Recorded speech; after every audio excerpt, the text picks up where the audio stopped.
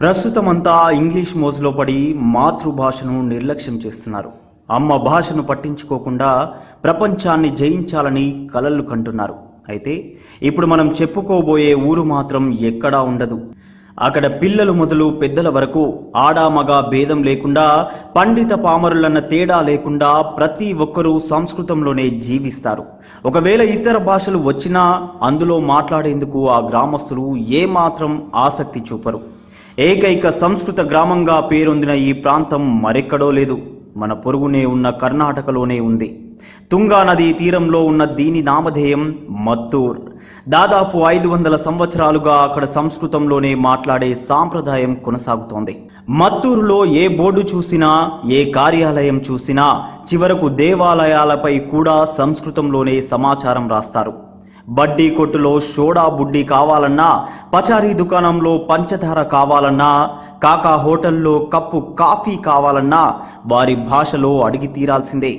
అంతేకాదు, స్కూలు పిల్లలకు కూడా ప్రతి సబ్జెక్టును సంస్కృతంలోనే బోధిస్తారు. ఒకవేళ సంస్కృతం రానివారు ఆ ఊరికి వెళ్తే మూగ భాష మాట్లాడాల్సిందే. మరే భాష మాట్లాడినా సమాధానం లభించదు.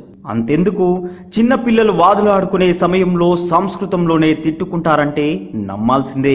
అందుకే మత్తూరు వెళ్ళాలంటే అరకొర బట్లర్ ఇంగ్లీష్ లాగా అరకొర సాంస్క్రిట్ వచ్చి తీరాల్సిందే.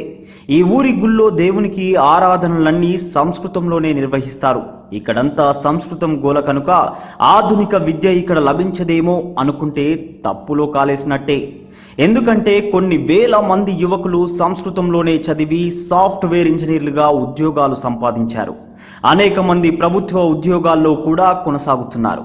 ఇంకో ఇంట్రెస్టింగ్ విషయం ఏంటంటే, ఈ గ్రామానికి చెందిన హిందువులు మాత్రమే కాదు, ముస్లింలు కూడా తమ మాతృభాష అయిన ఉర్దూ కాకుండా సంస్కృతంలోనే మాట్లాడుతారు. మొత్తానికి ప్రపంచంలోని అన్ని భాషలకు సంస్కృతాన్ని మాతృకగా చెబుతారు. మరి అలాంటి అద్భుతమైన భాషను అంతా మరిచిపోతున్న తరుణంలో మేమున్నామంటూ మత్తూరు గ్రామస్తులు దాన్ని పరిరక్షిస్తూ భావితరాలకు అందించడం నిజంగా అభినందించాల్సిన విషయమే. ఈ వీడియో మీకు నచ్చితే ప్లీజ్ ఓ లైక్ కొట్టండి, మీ ఫ్రెండ్స్కు షేర్ చేయండి. ఇలాంటి మరిన్ని ఆసక్తికరమైన విషయాలు తెలుసుకోవాలనుకుంటే దయచేసి మా యూట్యూబ్ ఛానల్ను సబ్స్క్రైబ్ చేయడం మాత్రం మరవకండి. Thank you for watching.